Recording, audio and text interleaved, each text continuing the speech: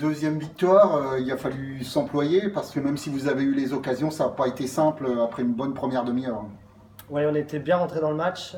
Et puis après ce but, on a reculé. Et puis eux, ils ont joué un peu plus haut.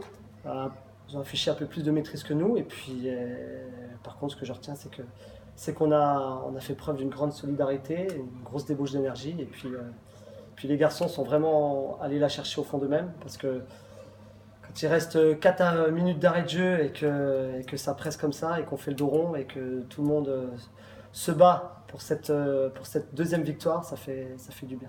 C'était un choix de leur laisser le ballon après ou pas du tout? Vous auriez préféré le garder, avoir un peu plus de maîtrise? Non, non, on aurait préféré, sauf que voilà, en face, il y avait des joueurs, certains expérimentés, d'autres issus de la formation, donc avec des qualités techniques certaines. Donc après, oui, on a couru après le ballon, mais on a couru de manière intelligente, et puis on a réussi à faire notre premier clean sheet.